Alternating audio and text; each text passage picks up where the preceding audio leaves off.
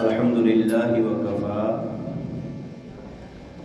وسلام على عباده الذين اصطفى لا سيما على سيد الرسل وخاتم الأنبياء وعلى آله الذين سلكوا على طريق الهدى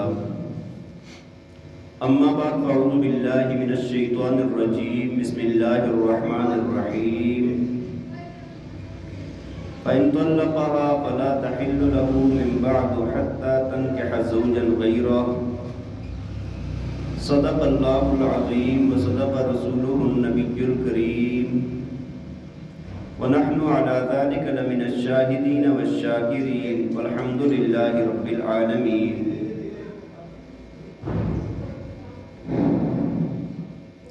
درود پاک پڑھ رہے ہیں. اللهم صل على سيدنا ومولانا محمد وعلى آل سيدنا ومولانا محمد وبارك وسلم. اللهم صل على سيدنا ومولانا محمد وعلى آل سيدنا ومولانا محمد وبارك وسلم. اللهم صل على سيدنا ومولانا محمد وعلى آل سيدنا ومولانا محمد وبارك وسلم. رب اشرح لي صدري ويسر لي امري واحلل عقدة من لساني يفقهوا قولي. رب زدني علما سبحانك لا علم لنا الا ما علمتنا انك انت العليم الحكيم. میرے انتہائی قابل احترام، قابل صد احترام و تکریم معزز و مکرم سامعین کرام، گزشتہ جمعہ میں آپ حضرات کے سامنے طلاق کے متعلق عوامی غلط فہمیوں کا بیان ہوا تھا، جس میں سے سر فہرست 3 طلاق کا مسئلہ میں نے آپ کے سامنے عرض کیا تھا. انہی مسائل کے ساتھ ایک مسئلہ اور آ جاتا ہے جس میں لوگ بڑی غلط فہمی کا شکار ہیں، اور وہ مسئلہ ہے حلالے کا مسئلہ. دیکھیں، اگر بات کی آسانی کے لیے سمجھیں تو حلالے کی 2 قسمیں ہیں. ایک کو حلالہ شرعی کہا جاتا ہے جس کا بیان قرآن نے کیا ہے، اور دوسرا ہے مروجہ حلالہ جو ناجائز اور حرام ہے. حلالہ شرعی وہ یہ ہوتا ہے کہ اگر کسی بندے نے اپنی بیوی کو 3 طلاقیں دے دی، اس کے بعد اس کی عدت مکمل ہو گئی اور اس عورت نے دوسرے خاوند سے نکاح کیا اپنی مرضی سے، پھر اس کے بعد وہاں پر ہنسی خوشی رہنے لگی، لیکن ایک وقت ایسا آ گیا کہ ان میاں بیوی کی بھی آپس میں نہیں بن سکی اور معاملہ طلاق تک پہنچ گیا. اب یہ دوسرا خاوند بھی اگر اس کو طلاق دے دے یا دوسرا خاوند مر جائے تو ان دونوں صورتوں میں اب یہ عورت اپنی عدت مکمل کرے گی، اور عدت کے مکمل کرنے کے بعد پہلے خاوند سے اگر وہ چاہے تو نکاح کر سکتی ہے. یہ حلالہ شرعی ہوتا ہے اور اس کے اندر کوئی گناہ نہیں ہے، اور یہ کرنا بالکل جائز ہے، بلکہ بعض اوقات اگر اولاد کا یا کوئی ایسا مسئلہ ہو تو باعث اجر بھی ہے. اور دوسرا جو مروجہ حلالہ ہے، جو لوگوں نے جس کو حلالہ سمجھ لیا ہے، جو حرام اور ناجائز ہے، وہ حلالہ یہ ہوتا ہے کہ اگر کسی بندے نے اپنی بیوی کو 3 طلاقیں دے دی، اب وہ مفتیان اکرام کے پاس جاتا ہے، جا کر مسئلہ پوچھتا ہے، فتویٰ لیتا ہے، اور تمام مفتیان اکرام اس کو یہ کہتے ہیں کہ بھائی تو نے 3 طلاقیں دے دی ہیں، اب تو اپنے خاوند کے لیے، تمہاری بیوی اب تمہارے لیے حلال نہیں رہی. ہاں، ایک ہی صورت ہے کہ اگر اس کا کسی سے نکاح ہو جائے، نکاح ہونے کے بعد کسی وقت اگر خدا نخواستہ طلاق ہو جاتی ہے تو پھر آپ کے لیے حلال ہو جائے گی، ورنہ اس کے بغیر حلال نہیں ہے. اب لوگوں نے جب دیکھا کہ بھائی یہ مسئلہ اتنا لمبا ہے کہ اس کا نکاح ہو پھر وہ اپنی مرضی سے کبھی مر جائے یا طلاق دے، بہت لمبا کام ہے، لوگوں نے آسان رستہ ڈھونڈا کہ بھائی اس کے لیے کسی ایسے بندے کی تلاش میں نکل جاتے ہیں کہ جو اس سے نکاح کرے نکاح کرنے کے بعد تعلق قائم کرے اور پھر اس کے بعد اس کو طلاق دے دے. یہ انتہائی بے غیرتی کا کام ہے، انتہائی حرام اور ناجائز کام ہے، لعنت والا کام ہے. بات سمجھ آ رہی ہے کہ نہیں؟ یہ تو ایسے ہے کہ جس طرح اپنی بکری کے لیے کوئی بکرا تلاش کرنا. انتہائی بے غیرتی اور ذلت والی بات ہے کہ بندہ اس طرح سے خود نکاح کرواتا ہے، ہم بستری کرواتا ہے، پھر واپس لاتا ہے. تو یہ انتہائی بے غیرتی والی بات ہے. تو یہ جو مروجہ حلالہ ہے، ایک تو یہ ہے اور ایک شرعی حلالہ ہے. دونوں میں آپ دیکھیں زمین آسمان کا فرق آپ کو نظر آئے گا. کوئی بھی مفتی آپ کو یہ نہیں کہے گا کہ آپ اس طرح والا حلالہ کروائیں. وہ تو حلالے کا مسئلہ آپ کو وہ بتائیں گے جو قرآن نے بتایا ہے. اللہ تعالیٰ نے قرآن پاک میں خود فرمایا نا فَإِن طَلَّقَهَا فَلَا تَحِلُّ لَهُ مِن بَعْدُ حَتَّى تَنكِحَ زَوْجًا غَيْرَهُ. فرمایا کہ اگر عورت کو 3 طلاقیں اگر دے دی، تیسری طلاق بھی اگر دے دی، تو فرمایا کہ اب یہ پہلے خاوند کے لیے حلال نہیں ہے یہاں تک کہ دوسرے خاوند سے نکاح کر لے. یہ تو شرعی حلالہ ہے. اپنی مرضی سے نکاح کرے، مرضی سے پھر آگے خاوند فوت ہو جائے یا طلاق دے دے کبھی زندگی میں، تو پھر پہلے خاوند کے لیے حلال ہو جاتی ہے. اور دوسرا جو حلالہ ہے نا، جس کے لیے بندہ باقاعدہ لایا جاتا ہے اور پھر اس کے لیے شرط رکھی جاتی ہے نکاح میں کہ بھائی تم میری بیوی کے ساتھ نکاح کرو، نکاح کرنے کے بعد اس کے ساتھ ہم بستری کرو، پھر طلاق دے دو. تو یہ تو ایسا لعنتی کام ہے کہ اللہ کے پاک پیغمبر نے فرمایا لعن اللہ المحلل والمحلل له. فرمایا کہ حلالہ کرنے والے پر بھی اللہ کی لعنت ہے اور جس کے لیے حلالہ کیا جا رہا ہے اس پر بھی اللہ کی لعنت ہے. آپ نے کبھی سوچا ہے کہ حضور نبی پاک صلی اللہ علیہ وسلم کی ذات گرامی اللہ تعالیٰ نے آپ کو رحمت للعالمین بنا کر بھیجا ہے. طائف میں پتھر کھائے آپ نے لیکن بد دعا، لوگوں نے آپ کے اوپر کوڑے پھینکے، آپ کے صحابہ کو شہید کیا آپ نے بد دعا، لیکن یہاں پر یہ اتنا لعنتی کام ہے کہ اللہ کے پیغمبر فرماتے ہیں لعن اللہ المحلل والمحلل له. فرمایا کہ حلالہ کرنے والا اور کروانے والا دونوں پر اللہ کی لعنت ہے. یہ کام اتنا شدید ہے، اس وجہ سے یہ جو بات لوگوں کے اندر یہ مشہور ہو گئی ہے کہ بھئی حلالہ اس طریقے سے کیا جائے گا، یہ کام کرنا ناجائز اور حرام ہے. یہ کام کرنا ناجائز اور حرام ہے. ہاں ایک بات اور رہ جاتی ہے، اگر خدا نخواستہ کسی نے یہ حلالہ کروا دیا، اس کو پتہ نہیں تھا یا پتہ تھا پھر بھی کر دیا اس طرح کا حلالہ، دوسرے خاوند کے ساتھ نکاح کیا، نکاح کے بعد اس نے ہم بستری کر کے اس کو طلاق دے دی، تو اب آیا کہ یہ بیوی پہلے خاوند کے لیے حلال ہوگی یا نہیں ہوگی، یہ مسئلہ ایک رہ جاتا ہے. بات سمجھ آ رہی ہے کہ نہیں؟ دیکھیں بعض لوگ کہتے ہیں کہ عورت کے ساتھ عورت کا حلالہ کرانا بڑا ظلم ہے. وہ تو توصیف الرحمان صاحب کا میں نے سنا، وہ کہنے لگے کہ حلالہ تو مرد کا کرانا چاہیے. نعوذ باللہ کیا کہتا ہے؟ حلالہ تو مرد کا کرانا چاہیے. غامدی جیسے لوگ اٹھ کر کہتے ہیں نہیں جی یہ تو ایسے نہیں ہے، فلاں ہے فلاں ہے فلاں ہے. بھائی بات یہ ہے کہ ظلم تو یہ ہے نا کہ اگر اس طرح والا حلالہ کروا دیا جائے اور پھر اس کے بعد بھی کہا جائے کہ عورت حلال ہی نہیں ہوئی، پھر عورت پر زیادہ ظلم ہے. آپ کو مفتیان کرام نے یہ تو نہیں کہا تھا نا کہ اس طرح کا حلالہ کروائیں، لیکن اگر کوئی کر لے تو اب یہ جائز ہوئی ہے یا جائز نہیں ہوئی؟ دیکھیں اگر اس طرح کا حلالہ کر لیا تو آپ کو تمام مفتی یہی فتویٰ دیں گے کہ اب پہلے خاوند کے لیے یہ عورت کیا ہو گئی ہے؟ حلال ہو گئی. اگرچہ اس نے کام تو بہت بڑا حرام کیا ہے لیکن یہ عورت اس کے لیے کیا ہو گئی ہے؟ حلال ہو گئی ہے. دیکھیں جس طرح مثال سے آپ سمجھیں، ایک بندہ ہے وہ اگر کسی کی چھری چوری کر کے لے آتا ہے، چوری کا چوری کرنا حلال ہے؟ چوری کرنا حلال ہے؟ حرام ہے نا. چوری کا چوری کرنا حرام ہے، گناہ ہے، سوچنا بھی گناہ ہے، ایسا کرنا بھی گناہ ہے. اور جس نے یہ چھری چوری کر کے لائی اس نے بہت بڑا حرام کام کیا ہے. لیکن اگر یہ بندہ اس چھری کے ساتھ اپنی بکری کو اگر ذبح کر دیتا ہے اور جا کے مفتی صاحب سے پوچھتا ہے مفتی صاحب چھری چوری کی تھی، بکری میری اپنی تھی، میں نے اس کو حلال کیا ہے، تو آیا کہ وہ میرے لیے اس کا ذبح کرنا وہ مردار ہے یا حلال ہے میرے لیے؟ تو مفتی کیا کہے گا کہ بھائی چھری چوری کی تھی، بہت بڑا حرام کام کیا ہے، غلط کام کیا ہے، لیکن بکری حلال ہو گئی ہے. تو نے شریعت کے مطابق اس کو ذبح کیا ہے اور بکری اپنی تھی، بکری کیا ہو گئی ہے؟ بکری حلال ہو گئی ہے. اسی طرح آپ سمجھیں کہ بھائی یہ کام حلالے والا ہے تو بہت بڑا حرام، لیکن اگر کسی عورت کا یہ حلالہ ہو گیا تو وہ خاوند کے لیے حلال ہو جاتی ہے، حلال ہو جاتی ہے. اصل حلالہ تو میں نے آپ کو عرض کر دی نا کہ حلالہ کس طرح والا ہوتا ہے. ہمارے علاقے کا ایک واقعہ ہے، ایک بندے نے اپنی بیوی کو 3 طلاقیں دے دی، 3 طلاقیں دے دی، بچے تھے چھوٹے چھوٹے، اور طلاق دینے کے بعد بیوی نے دوسری جگہ شادی کر لی، خاوند نے کسی اور جگہ شادی کر لی۔ اچھا، اللہ تعالیٰ کا جب نظام حرکت میں آتا ہے نا، بڑا عجیب سے یہ واقعہ مجھے بڑا عجیب لگتا ہے جب کبھی میں اس کو سوچتا ہوں یا کبھی سناتا ہوں۔ 10-12 سال گزر گئے، جو بچے چھوٹے چھوٹے تھے نا، 6-7 سال کی بچیاں تھیں اس کی، وہ 12 سال کے بعد جوان ہو گئی۔ ایک دن گھر میں بیٹھے ہوئے تھے تو بچیاں کہنے لگی، ابو جی آپ نے ہماری ماں کے ساتھ بڑی زیادتی کی تھی، آپ نے بڑی زیادتی کی تھی ہماری ماں کے ساتھ، ہے کہ آپ نے اس کو طلاق دے دی تھی، اس کی غلطی بھی نہیں تھی۔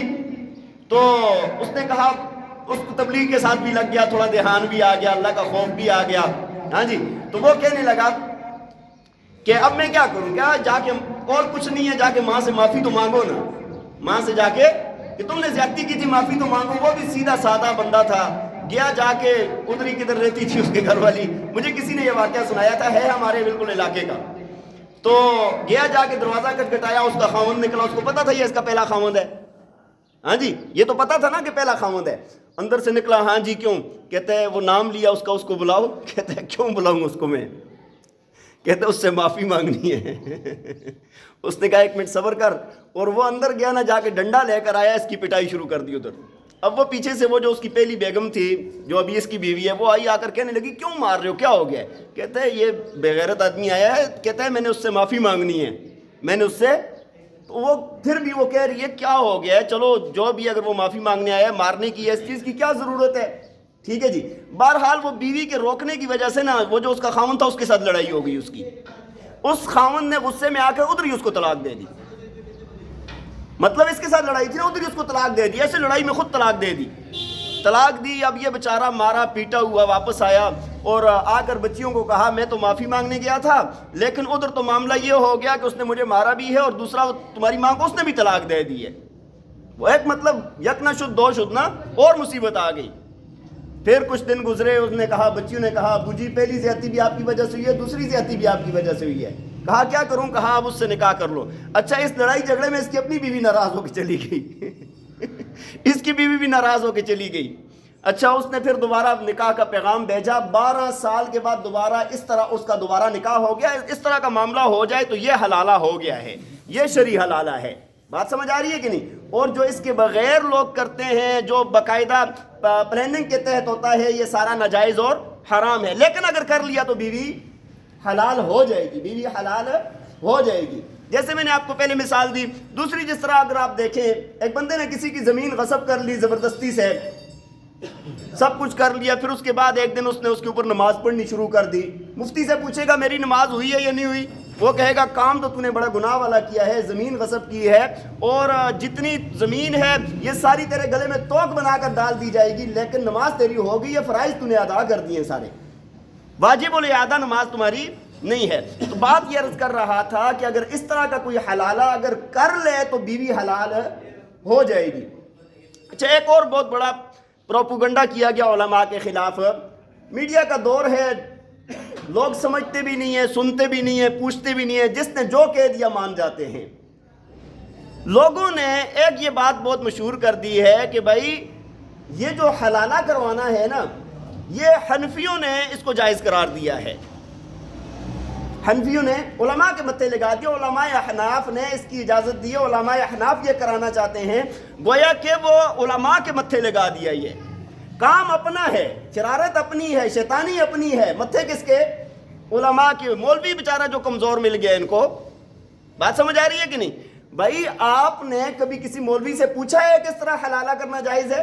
مولوی تو آپ کو کہے گا یہ ناجائز کام کر رہے ہو، غلط کام ہے یہ، تم نے طلاق دی ہے تو اپنے اندر ہمت پیدا کرو، اب واپس نہ لے کر آؤ نا، پہلے تمہیں بڑا غصہ تھا۔ بات سمجھ آ رہی ہے کہ نہیں؟ تو کوئی بھی مولوی کسی حرام چیز کو حلال نہیں کر سکتا، حلال چیز کو حرام نہیں کر سکتا۔ جو شریعت کا حکم ہوتا ہے مولوی تو وہ بتاتا ہے۔ بات سمجھ آ رہی ہے کہ نہیں؟ عالم کا کام ہے، مفتی کا کام ہے مسئلہ بتانا، اس کا یہ کام نہیں ہے کسی چیز کو حلال کرے یا حرام کرے۔ تو یہ ایک بہت بڑا بہتان ہے، بہتان بھی شرمندہ ہوگا اس بہتان سے کہ علماء کے متھے یہ بات لگا دی ہے۔ اور یہ نہیں ہے، اب میں نے خود سنا یہ، توصیف الرحمان صاحب کہنے لگے، کہتے ہیں یہ جو مولوی کہتے ہیں نا حلالہ کرو، ان کا حلالہ کراؤ تم۔ اللہ کے بندے عقل کو ہاتھ مارو، کچھ تھوڑا سا عقل کرو، کچھ سمجھ پیدا کرو اپنے اندر۔ علماء نے کب کہا ہے کہ یہ والا حلالہ کرو؟ انہوں نے تو صرف مسئلہ بتایا ہے کہ بھائی اگر اس طرح کسی نے کر لیا تو بیوی حلال ہو جائے گی، اگرچہ کام اس نے حرام کیا ہے، اگرچہ کام اس نے کیا کیا ہے؟ حرام کیا ہے۔ تو بہرحال مختصر سا ایک یہ مسئلہ تھا، یہ میں نے آپ کے سامنے عرض کرنا تھا۔ دوسری ایک بات عرض کرنی تھی میں نے آپ سے، چونکہ طلاق کا مسئلہ میں آپ کے سامنے تفصیلی بیان کرنا چاہتا تھا، لیکن پھر میرے ذہن کے اندر خیال آیا کہ طلاق کے مسائل میں طلاق ہونے کی وجوہات کیا بنتی ہیں۔ دیکھیں طلاق اللہ نے ایک رستہ رکھا ہے کہ جب بالکل آپس میں نباہ نہ ہو رہا ہو نا، اس وقت جب بالکل آپس میں لڑائی جھگڑے فتنے فساد اور کدھر کدھر تک نوبت پہنچ جاتی ہے، تو آخری حل اللہ نے یہ رکھا ہے کہ طلاق دے دو، آپس میں جدائی کر دو، آخری مشکل صورت میں۔ اور اللہ کے نبی نے فرمایا ابغض الحلال الی اللہ الطلاق، اللہ کے نزدیک حلال چیزوں میں سب سے بری چیز طلاق ہے، لیکن آخری رستہ ہے، آخری رستہ ہے۔ تو طلاق کا بہرحال میں نے آپ کے سامنے طلاق دینے کا طریقہ عرض کرنا ہے، لیکن اس سے پہلے ایک بات عرض کرنا چاہتا ہوں، طلاق ہونے کی وجوہات کیا ہوتی ہیں؟ طلاق ہونے کی وجوہات کیا ہوتی ہیں؟ اگر آپ کبھی غور کریں، کبھی سوچیں، تو ان وجوہات میں سب سے پہلا کام، سب سے بنیادی بات یہ ہوتی ہے کہ ہم دینی علوم سے، شریعت کے علوم سے بالکل ناواقف ہوتے ہیں۔ شریعت کا ہمیں بالکل پتہ نہیں ہوتا۔ اگر آپ طلاق دینے والوں کا اگر آپ ان کا شمار کریں نا، تو ان کے اندر آپ کو 99.99% لوگ وہ ملیں گے کہ جن کو طلاق کے مسائل کا پتہ ہی نہیں ہوتا۔ کبھی آپ بہت ہی کم، ہزاروں میں ایک بندہ ایسا دیکھیں گے کہ جو عالم ہو، مفتی ہو، پڑھا لکھا ہو، اور وہ طلاق کے مسائل کو جانتا ہو، اور وہ اپنی بیوی کو اکٹھی 3 طلاقیں دے دے۔ بات سمجھ آ رہی ہے کہ نہیں؟ تو یہ مسئلہ کب آتا ہے سامنے؟ جب لوگ کیا ہوتے ہیں؟ جاہل ہوتے ہیں، ڈگریاں ان کے پاس بڑی بڑی ہوتی ہیں، ایم اے بی اے کیا ہوتا ہے، وہ پی ایچ ڈی کیے ہوتے ہیں، بڑے بڑے انجینئر ہوتے ہیں، بڑے بڑے عہدوں پر ہوتے ہیں، لیکن دینی علوم سے کیا ہوتے ہیں؟ ناواقف ہوتے ہیں۔ اسی وجہ سے اللہ کے پاک پیغمبر نے فرمایا نا، طلب العلم فریضۃ علی کل مسلم و مسلمہ، کہ علم کا حاصل کرنا ہر مسلمان مرد اور عورت پر کیا ہے؟ فرض ہے۔ اب کیا مطلب ہے کہ سارے لوگ عالم بن جائیں؟ یہ مطلب نہیں ہے۔ عالم تو اگر پورے محلے میں ایک مسئلہ بتانے والا موجود ہے نا، تو فرض کفایہ ہے، پورا ہو گیا ہے۔ لیکن دین کے بنیادی مسائل، حلال حرام کے مسائل، نماز روزے کے مسائل، جو 24 گھنٹے کی زندگی کے مسائل ہیں، وہ ہر مسلمان پر فرض عین ہیں۔ بات سمجھ آ رہی ہے کہ فرض عین کے درجے میں ہیں یہ مسائل، لیکن لوگوں نے آج بلکہ اس بات کو ہی بدل دیا ہے۔ آپ اسکولوں کالجوں کے دروازوں پر دیکھیں، وہاں پر لکھا ہوتا ہے طلب العلم فریضۃ علی کل مسلم و مسلمہ، لکھا ہوتا ہے نا۔ پڑھا ہے آپ حضرات نے؟ پڑھا ہے نہیں پڑھا؟ تو کیا مطلب تھا اس علم کا؟ اللہ کے پاک پیغمبر نے جو فرمایا ہے، کس لیے فرمایا ہے؟ یہ فرمایا تھا کہ جب تم بے بلی پڑھو گے، تے تتلی پڑھو گے، الف انار پڑھو گے، یہ مطلب تھا اللہ کے نبی کا، یہ علم مراد تھا اللہ کے نبی سے۔ اللہ کے نبی تو اس علم کا فرما رہے ہیں کہ جو علم اللہ کی معرفت سکھائے، اللہ کا قرب سکھائے، وہ علم بتا رہے ہیں جس کو رسول اللہ صلی اللہ علیہ وسلم لے کر آئے ہیں۔ اس سے مراد قرآن کا علم ہے، حدیث کا علم ہے، نہ کہ وہ علم ہے کہ جو ہمیں یہ نہیں سکھاتا کبھی بھی کہ کون سی چیز جائز ہے، کون سی ناجائز ہے، کون سی حلال ہے، کون سی حرام ہے، ماں کے کیا حقوق ہیں، باپ کے کیا حقوق ہیں، بیوی کے کیا حقوق ہیں، سسر کے کیا حقوق ہیں، ساس کے کیا حقوق ہیں، خاندان کے محلے والوں کے کیا حقوق ہیں، وہ علم ہمیں سکھاتا ہے؟ کسی کالج یونیورسٹی میں آپ جائیں، جا کر مسئلہ دیں کہ یہ ہمیں بتائیں کہ نماز کے اندر کتنے فرائض ہیں، کتنے واجبات ہیں، کون سی چیز حلال ہے، کون سی حرام ہے، وہ کیا کہیں گے؟ وہ کہیں گے جاؤ یار، ہم مفتی نہیں ہیں، کسی مفتی کے پاس جاؤ۔ تو تم کیا ہو پھر؟ بات کو تھوڑا غور سے سنیں، میں یہ نہیں کہہ رہا کہ یہ تعلیم کوئی ناجائز ہے، لیکن تعلیم، علم اور فن کے اندر فرق ہوتا ہے۔ سکول، کالج، یونیورسٹیاں ہمیں فن سکھاتی ہیں، مسجد، مدرسہ ہمیں علم سکھاتا ہے۔ فن ہے بھائی، ایک بندے کا علاج کرنا، کوئی کسی کا علاج کر رہا ہے، علاج کا فن ہے۔ بات سمجھ آ رہی ہے کہ نہیں؟ اور اسی طرح ایک بندہ انجینئر ہے، نقشے بنا رہا ہے، فن ہے یہ۔ بات سمجھ آ رہی ہے کہ نہیں؟ اور دیکھیں نا، جس طرح ایک بندہ لکڑی کا کام کرتا ہے، ترخان کا کام کرتا ہے، ایک فن ہے، جوتی سیتا ہے، ایک فن ہے، نائی بال کاٹتا ہے، ایک فن ہے۔ کوئی بھی ایک بندہ مکان کی تعمیر کرتا ہے، ایک فن ہے. یہ فن جس طرح ہے نا روزی کمانے والا، اسی طرح یہ تعلیم بھی ہمیں فن سکھاتی ہے، فن. اور جو مسجد اور مدرسے کے اندر پڑھایا جاتا ہے نا وہ علم ہے، وہ اللہ کی معرفت سکھاتا ہے. دونوں کے اندر فرق بھی ہے. پہلا جو ہے نا، پہلے کے پڑھنے پر الف انار بے بکری تے تتلی اے بی سی ڈی یہ پڑھنے پر ہمیں کتنی نیکیاں ملتی ہیں؟ 10 20 ایک ایک. لیکن جب کوئی بندہ پڑھتا ہے الف لام میم، اللہ کے نبی نے فرمایا کہ ایک ایک حرف پر 10 نیکیاں ملتی ہیں قرآن پہ. اور فرمایا کہ الف لام میم یہ ایک حرف نہیں ہے، 3 حرف ہیں، 30 نیکیاں ملیں گی اس پر. 10 گنا معاف ہوتے ہیں، 10 درجات بلند ہوتے ہیں اس کی وجہ سے. تو علم وہ ہوتا ہے جو رب کے قرب کا ذریعہ ہوتا ہے، رب کے قریب کرتا ہے، اس کو علم کہا جاتا ہے. اور جو دنیا کمانے کی چیزیں ہیں ان کو فن کہا جاتا ہے. ہاں اچھے طریقے سے اس کو حاصل کرنا، حلال روزی کمانے کے لیے حاصل کرنا، یہ ثواب کا ذریعہ ہے، منع نہیں، یہ ثواب کا ذریعہ ہے. حلال روزی کمانے کے لیے ثواب کا ذریعہ ہے. لیکن میں آپ کو جو بات عرض کرنا چاہتا ہوں نا بھائی، یہ علم نہیں ہے. ہاں علم وہ ہوتا ہے جو رب کی معرفت بتائے، رب کا قرب بتائے. تو بات یہ عرض کر رہا تھا کہ طلاق دینے والوں لوگوں میں سے اکثر لوگ کیا ہوتے ہیں کہ دینی مسائل سے ناآشنا ہوتے ہیں. اب آپ 1-2 کام کر لینا، انشاءاللہ آپ کے گھروں میں جتنی لڑائیاں جھگڑے فتنے فساد ہیں نا وہ ختم ہو جائیں گے. آسان بات ہے، کوئی مشکل نہیں ہے. ایک کام تو یہ ہے کہ اپنے بچوں کو عالم بنائیں، حافظ بنائیں، قراء بنائیں، علماء بنائیں، ان کو دینی تعلیم دیں. تو جب وہ دین سے جب ان کے پاس روشنی ہوگی تو ان کے گرنے کا خطرہ بہت کم ہو جاتا ہے. بات سمجھ آ رہی ہے؟ اندھیرے میں چلنے والا تو گرے گا ہی گرے گا نا. تو عالم بنائیں، حافظ بنائیں. دیکھیں آج ہمیں فکر ہوتی ہے کہ بچے کا مستقبل بن جائے، اچھی تعلیم دیتے ہیں، صبح سویرے جگاتے ہیں، ٹیوشنیں چل رہی ہیں، خرچے ہو رہے ہیں، لاکھوں روپیہ لگ رہا ہے، یہاں اپنے ملک میں نہ ہوا بیرون ملک بھیج دیتے ہیں. ساری تعلیم حاصل کرتے ہیں اور بچوں پر خرچ کرتے ہیں کہ ان کا مستقبل ہے. اچھا یہ بھی اللہ کا ایک عجیب نظام ہے کہ یہ جو اتنا خرچہ ہم کرتے ہیں نا، ان میں سے بھی بعضوں کی دنیا بنانے کے لیے، بعضوں کا دنیا کا مستقبل اچھا ہوتا ہے، اکثروں کا اچھا ہی نہیں ہوتا. اکثروں کا اچھا، یہ جو جتنے لوگ اپنے بچوں کو ڈاکٹر بناتے ہیں، ڈاکٹر بنانے کی تعلیم دیتے ہیں، کیا سارے ڈاکٹر کامیاب ہو جاتے ہیں؟ جو والدین اپنے بچوں کو انجینئر پڑھاتے ہیں، انجینئر، وہ سارے بچے کامیاب ہو جاتے ہیں؟ 100 میں سے ایک بچہ کامیاب ہوتا ہے، 100 میں سے ایک بچہ کامیاب ہوتا ہے. بات سمجھ آ رہی ہے کہ نہیں؟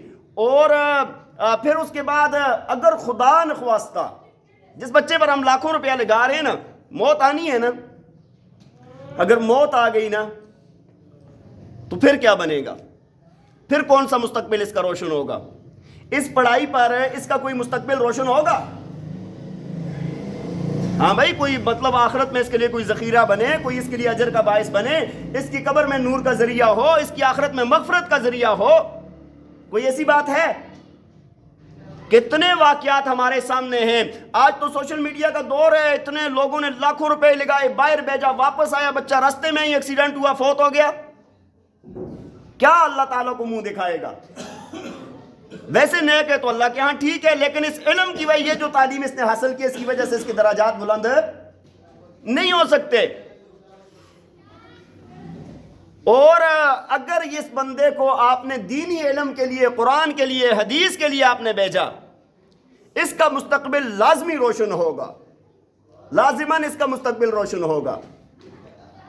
دیکھیں پہلی بات تو یہ ہے کہ یہ بچہ پڑھ جائے گا، عالم بنے گا، حافظ بنے گا، قاری بنے گا، تو اللہ کی معرفت سیکھے گا، اللہ کا قرب سیکھے گا، لوگوں کے لیے یہ ذریعہ بنے گا. اور اگر ایک بچہ بہت نالائق ہے، بہت نالائق ہے، بہت نالائق ہے، ایک لفظ نہیں آتا، پورے سال میں 4 آیتیں وہ یاد نہیں کر سکتا، فیل ہوتا ہے ہر امتحان میں، لیکن اللہ کے ہاں یہ پاس ہے. اللہ کے ہاں اللہ تعالیٰ نے یہ کبھی کدھر بھی نہیں فرمایا کہ ایک بچہ بہت زیادہ پڑھ جائے گا، جو جلدی پڑھے گا، ہاں، یا جو بہت اچھا حافظ عالم بنے گا اسی کو ثواب ملے گا. جو محنت کرنے والا ہے، ومن جاہد فانما یجاہد لنفسی، جو کرتا ہے اپنے لیے کرتا ہے، اللہ اس کو اس کے اوپر اجر عطا فرمائیں گے. بات سمجھ آ رہی ہے کہ نہیں؟ اور اگر یہ مر جاتا ہے تو، اگر یہ مر تو یہ بھی سکتا ہے نا، مر جاتا ہے تو پھر بھی آخرت کا مستقبل روشن ہے، اور اگر یہ زندہ رہتا ہے اس کے بعد یہ کام کرتا ہے تو پھر بھی اللہ نے اس کا مستقبل روشن رکھا ہوا ہے۔ لوگ کہتے ہیں آج کل کہ یار اگر یہ تعلیم دیں گے تو بچے کھائیں گے کہاں سے، بچوں کا بنے گا کیا؟ جو اللہ ساری مخلوقات کو پال رہا ہے اپنے قرآن پڑھنے والے کو نہیں پالے گا؟ جو خنزیروں کو روزی دے رہا ہے، کتوں کو روزی دے رہا ہے، سانپوں اور بچھوؤں کو روزی دے رہا ہے، اپنے قرآن پڑھنے والے کو روزی نہیں دے گا وہ؟ کبھی سوچیں، آپ اس بات پر غور کریں۔ اللہ تعالیٰ ان لوگوں کا زمانے کو نوکر بنا دیتا ہے۔ مولانا اشرف علی تھانوی صاحب رحمہ اللہ، اللہ تعالیٰ ان کی قبر پہ قرآن و رحمت نازل فرمائے، فرمایا کہ یہ جب پڑھنے کے لیے گئے نا، ان کے ایک بڑے بھائی تھے علی اکبر، ہاں ان کے بھائی کا نام تھا، تو دوسرے کا نام اشرف علی تھا۔ بات سمجھ آ رہی ہے کہ نہیں؟ اکبر علی اور اشرف علی، اکبر علی، ہاں معذرت۔ تو انہوں نے، ان کے والد صاحب نے نا بڑے بیٹے کو دنیاوی تعلیم کے لیے بھیج دیا، اور مولانا اشرف علی تھانوی صاحب رحمہ اللہ کو دینی تعلیم کے لیے۔ تو ان کی حضرت کی ایک بھابھی تھی، وہ کہنے لگی کہ آپ نے بڑی زیادتی کی اشرف علی کے ساتھ۔ کہا جی کیسے؟ کہا اس طرح کہ اس کے لیے تو آپ نے اتنی اعلیٰ تعلیم کا انتظام کیا ہے، دنیا کمائے گا، لوگ اس کے آگے پیچھے ہوں گے، نوکر چاکر ہوں گے، ہاں، اور یہ اشرف علی کیا لوگوں سے بھیک مانگ کے کھائے گا؟ ہاں، یہ مسجد مدرسے کی چٹائی پر بیٹھا رہے گا؟ تو حضرت کے جو والد تھے نا وہ بڑے سمجھدار انسان تھے، کہنے لگے بھابھی جی بات یہ ہے، آپ اپنی آنکھوں سے دیکھیں گی کہ اکبر علی جیسے نا ہزاروں اشرف علی کے نوکر ہوں گے، اس کی خدمت کرنا، اس کے پاؤں کے نیچے ہاتھ رکھنا، اس کے ہاتھ چومنا اپنے لیے سعادت سمجھیں گے وہ۔ اور پھر زمانے نے دیکھا کہ وہی اشرف علی تھا رحمہ اللہ تعالی علیہ، کہ لوگ ان کے آگے پیچھے، اور ایسی خدمات اور ایسا ان کی احترام تھا کہ اکبر علی کا نام بھی آج کوئی نہیں جانتا، لیکن اشرف علی کو پوری دنیا آج جانتی ہے۔ اور اللہ تعالیٰ نے کیا کام لیا ہے، بزرگ کی زبان سے نکلی ہوئی بات تھی کہ 1500 کتابوں کے قریب انہوں نے تو کتابیں لکھی ہیں، جن میں اتنی موٹی موٹی کتابیں، کئی جلدوں والی کتابیں موجود ہیں۔ اللہ تعالیٰ نے کیا ان کو مقام عطا فرمایا؟ تو بات یہ عرض کر رہا تھا کہ بھائی اللہ تعالیٰ نے دین کے ساتھ دنیا کا مستقبل بھی روشن کیا ہوا ہے۔ امام مالک رحمہ اللہ تعالیٰ علیہ ہر روز حدیث کا درس دیتے تھے مسجد نبوی کے اندر، لیکن ہر روز ایک نیا جوڑا پہنتے تھے۔ پورے سال کے 360 دنوں کے 360 جوڑے ہوتے تھے ان کے، ٹھیک ہے جی، ایک جوڑا پہنتے تھے، حدیث پڑھاتے تھے، وہ اتار کے صدقہ کر دیتے تھے، دوسرے دن دوسرا جوڑا، تیسرے دن تیسرا جوڑا۔ بتائیں نا دنیا داروں میں ایسا کوئی بندہ؟ حضرت حسین احمد مدنی صاحب رحمہ اللہ تعالی علیہ فرمایا کہ ایک مرتبہ درس حدیث کے لیے جا رہے تھے، جانے سے پہلے انہوں نے کیا کیا، اب نہائے دھوئے، ہاں، اور خوشبو کے لیے کستوری کی خوشبو تھی، ایک شاگرد کھڑا تھا، اس نے پوری بوتل ہاتھ پر ڈالی، انہوں نے اپنے داڑھی پہ لگا دی ساری کی ساری۔ تو ایک نواب صاحب پاس بیٹھے ہوئے تھے، کہنے لگے حضرت یہ تو بڑی مہنگی ہے، 90 روپے کی ایک شیشی آتی ہے، اور آپ نے اتنی زیادہ ڈال کے، تو میں نے تو یہ تھوڑی سی لگاتے ہیں بڑے بڑے راجے مہاراجے بھی جو ہیں۔ حضرت نے فرمایا جس کے لیے لگاتا ہوں وہ روز ایک شیشی کا انتظام کر دیتا ہے، مجھے کیا ٹینشن ہے، ٹھیک ہے جی۔ اچھا، حضرت نے درس حدیث کی تیاری کی اور جانے لگے، جا کر نا اندر درس حدیث دیا، بخاری شریف کا درس دیا، وہ نواب صاحب بھی جا کے بیٹھ گئے۔ اچھا، وہ اتنا حدیث کا ان کے اوپر اثر ہوا نا، واپسی پہ جب بیٹھ کے ساتھ جانے لگے نا کسی پروگرام پر، تو کہنے لگا حضرت یہ 3 شیشیاں نا ہر مہینے کی میری طرف سے بھی آپ کے لیے ہیں۔ حضرت مسکرائے اور فرمایا دیکھو میں نے کہا نہیں تھا جس کے لیے لگاتا ہوں وہ انتظام کر دیتا ہے۔ تو بات یہ عرض کر رہا ہوں کہ دینی علم سکھائیں گے تو اللہ دنیا کو بھی روشن کرے گا، اللہ آخرت کو بھی روشن کرے گا۔ تو پہلی بات یہ ہے کہ اپنے بچوں کو عالم بنائیں دین کا، اور حافظ بنائیں، قرآن کے ساتھ جوڑیں، مسجد کے ساتھ جوڑیں، مدرسے کے ساتھ جوڑیں ان کو۔ اور اگر یہ نہیں ہو سکتا، بچے بڑے ہو گئے ہیں، بچے جوان ہو گئے ہیں، اب پڑھ نہیں سکتے، بال بچے دار ہیں، تو آسان کام یہ ہے کہ گھر کے اندر دینی ماحول بنایا جائے۔ کیسے بنے گا ماحول؟ آپ کتاب رکھ لیں بیشتی زیور، آپ کتاب رکھ لیں فضائل اعمال، آپ پاس رکھ لیں فضائل صدقات، ہاں جی، اسوہ رسول اکرم، معارف الحدیث، یہ کھول کے روز بچوں کے سامنے پڑھ کے سنایا کریں۔ بات سمجھ آ رہی ہے کہ روز بچوں کو پڑھ کے سنایا کریں، ان کے اندر دینی احترام اور دین کی اہمیت ان کے دل کے اندر بیٹھے. تو یہ بھی آسان طریقہ ہے، اگر آپ یہ کریں گے انشاءاللہ پھر بھی کامیابی ہے. اور سب سے اعلیٰ، سب سے اچھا، جو بچے بڑے ہو گئے ہیں، گھر کا ماحول اگر سکون والا چاہتے ہیں، آپ چاہتے ہیں کہ آپ کے بچوں کے اندر خرابیاں نہ ہوں، کسی اللہ والے سے اس کا تعلق قائم کر دیں، کسی شخصیت، کسی بزرگ کے ہاتھ پر اس کی بیعت کروا دیں جو اس کی تربیت کرتا رہے. اگر آپ یہ 2-3 کام کر لیں گے، بچوں کو پڑھائیں، نہیں پڑھ سکتے، دینی ماحول بنائیں، نہیں تو کسی اللہ والے کے ہاتھ پر بیعت کروائیں. اگر یہ کام آپ کریں گے تو انشاءاللہ مجھے رب تعالیٰ کی ذات سے امید ہے کہ یہ جو طلاق کے مسائل بہت زیادہ ہیں نا، بے تکیاں طلاقیں دے رہے ہیں، انشاءاللہ آپ کا گھر ان چیزوں سے محفوظ ہو جائے گا، آپ کا گھر ان چیزوں سے محفوظ ہو جائے گا. تو اللہ تعالیٰ ہمیں عمل کرنے کی توفیق عطا فرمائے. انشاءاللہ یہ طلاق کے مسائل چلیں گے، طلاق دینے کا طریقہ بھی بیان ہوگا کہ طلاق دینے کا طریقہ کیا ہوتا ہے شریعت میں، اور پھر یہ طلاق کے لیے اور بھی بہت ساری چیزیں، وجوہات بنتی ہیں، انشاءاللہ وہ بھی بیان ہوں گی. اللہ تعالیٰ ہمیں عمل کرنے کی توفیق عطا فرمائے. وآخر دعوانا ان الحمد للہ رب العالمین.